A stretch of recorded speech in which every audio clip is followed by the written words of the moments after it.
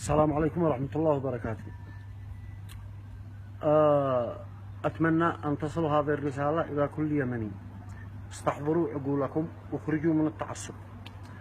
يا علي عبد الله صالح أنت وأولادك، يا عبد الملك الحوثي أنت وأولادك، يا علي محسن أنت وأولادك، يا عيال الأحمر أنت وأولادك، يا عبد الرباه أنت وأولادك.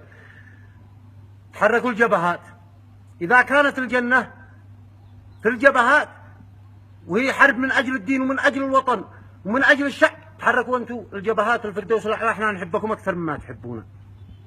أنا داري أن هذا محبة منكم بتوجهون الجبهات وأنتم في أمان، أنتم وأولادكم شابعين راغبين. أنا أشوفكم بتاكلوا من الزبالة مثل المساكين اللي بياكلوا من الزبالة الشعب. أشوفك تتلبج على قيمة الكرام مثل أي موظف أو عسكري لجل تصير تداوم في عملك. أشوفك بتتلبج على قيمة الإيجار، تتلبج على لقمة عيشك لجل أصدق إنك على حق. اصحوا يا شعب اليمن، الرجال ذي بيقاتلوا في كل الجبهات. ارجعوا لبيوتكم بين أسركم وأولادكم، اصبروا في بيوتكم. هذا فتنة، وأقسم بالله ما يحارب من أجل الدين ولا يحارب من أجل الوطن ولا يحارب من أجل الشعب. الدين شوهناه ملان العالم وبيوت الله أصبحت فتنة، والوطن مزقناه عشار وإحنا كنا أخوان متحابين.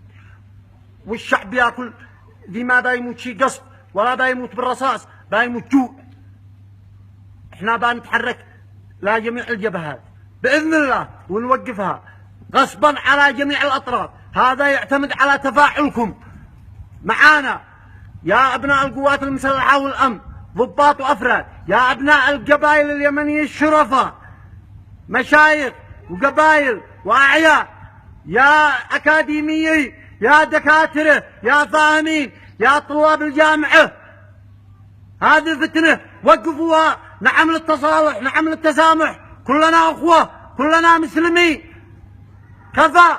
هذه الرسالة بتأثر بقدر مشاركتكم ونشرها في وسائل التواصل الاجتماعي. احنا تواصلوا معنا عبر المجموعة في الفيسبوك اليمن أغلى كلنا أخوة، أو عبر اكتب حملة كلنا أخوة عبر الصفحة، راسلونا نتواصل كلنا. هذا اليمن يمننا، اقسم بالله ما حد يوقفها غير الشعب اليمني. انتو لا تبرر لنفسك ان المؤتمر مذنب او ان الاصلاح مذنب وجب قتاله او ان انصار الله مذنبين. احنا الشعب اللي حشدنا للمؤتمر في السبعين وللمشترك في الستي، وانصار الله حشدنا لهم احنا، والحراك الجنوبي حشدنا لهم احنا. احنا الشعب، ولا زال بعض الناس تصفق لليوم وقد وصلنا لهذه المرحله. ويلكم من الله، هذه الرساله من ذمتي الى ذمتكم وانتم قلتكم الله.